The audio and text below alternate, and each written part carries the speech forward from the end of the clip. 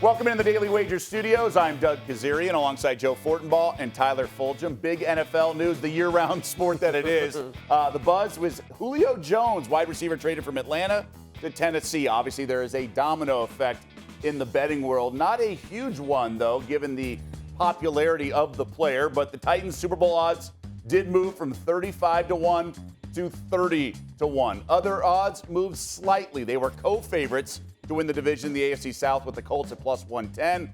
Their win total stayed at 9.5, but the juice did move to the over, plus 140 to minus 130. So quite a significant move when you factor in the juice, all things considered. So a lot of optimism.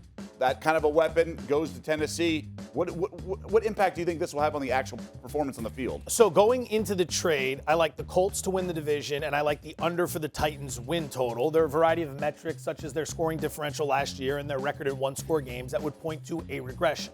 Now that this trade has happened, still like the Colts to win the division because you're getting a better price. A little bit less bullish on the Titans to go under their win total. What I want to look at isn't Julio Jones, it's not Derrick Henry, it's not this offense. It's the guy who's going to be calling the offense, Todd Downing. Arthur Smith, the offensive coordinator, left. He took the head coaching job in Atlanta. Downing's been in the NFL since 2005. He's been an offensive coordinator for 1 year. That's it.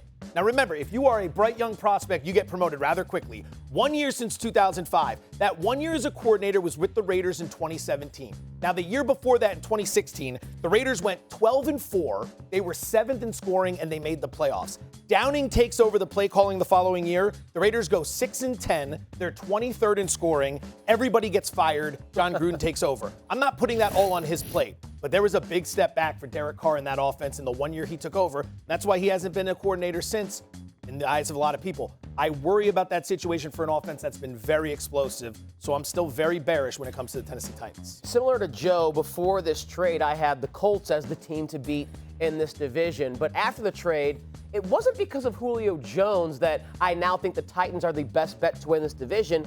I forgot that the Tennessee Titans, even if Deshaun Watson was available and going to play for the Houston Texans, might have the best quarterback in this division. And we often look at Ryan Tannehill, and the struggles early in his career have so tainted how we should be looking at him right now, because if you dig into the numbers and look at not just the film, but the numbers of how efficient Ryan Tannehill has been as the quarterback of the Tennessee Titans, look on your screen right there.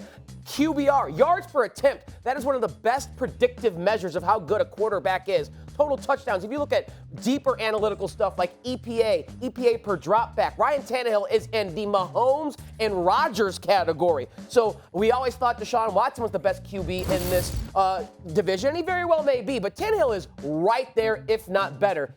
And now you give him one of the most efficient, best offensive weapons in the NFL in Julio Jones, pair him with A.J. Brown and Derrick Henry. You have this trio of just grown-ass men that are going to be tough to tackle for 60 minutes during an NFL game, and you have a quarterback who pulls the trigger as efficiently as Tannehill.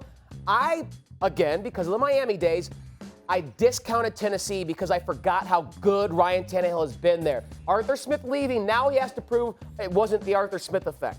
But I think getting away from Gase, having Smith, having Downing, there should be some continuity with the system. I think we're going to see Tannehill be one of the better quarterbacks in the division again, and usually quarterback play is predictive of who's going to win the division. Carson Wentz has to reprove it to me after the struggles we've seen. Tannehill's the guy to beat in the AFC South. I'm right there with you, and you laid out exactly what I was thinking, and more so that what this team did, and we think of strong passing games, you think of Mahomes, you think of some of the others. Tannehill, this team that was on the graphic, 21-4-1 to the over since he became the starting quarterback. I mean, that's pretty ridiculous. Now, obviously, the defense has to do their part and allow some points. I like week one, the over. Now, it moved from 51 to 52. Now, 51 is actually a key number, actually 51.5. It's kind of a key number in total. It's not quite like 3 and 7 are on the sides, but still, 51.5 for a high-powered offense. We know about the Cardinals' defense and their offense. I think we should see a high-scoring game. Now, the question is, will Tennessee maintain this kind of offensive explosion while losing their offensive coordinator? Because it's not just Julio Jones. They have Brown and they have Derrick Henry, and it's actually they throw early to set up the run in the second half. So it's kind of a backwards and reverse what you would think. But I think Tannehill's going to have all the weapons. He's going to have all the pieces in place to have a really strong season. So I'm bullish on the Titans to a point where I'm going to be betting their overs until the market corrects. I don't know about the division. I'm still mad at Vrabel for punting on 4th and 2 on the opponent's 40-yard line. We were sitting in these exact down chairs. 4 points in the fourth quarter. Never You're been better done. than that, Mike. 25 postseasons, by the way, is that situation. So, but look, I think he's well above expected until, I mean, he did some amazing things coaching in terms of knowing the rules and outsmarting his opponent. They're in good hands. I like the team's overall toughness in general on defense. I think a team is usually kind of an extension of the coach in that regard. And so I have faith in them, and I'm with you. I don't buy Carson Wentz just yet. From a watchability standpoint, they're certainly going to be a top 10 team this year. Yes, with the remote in hand, right? Yeah. All right, that's going to do it for us. So big news, and like I said, usually a domino effect in the sports betting world.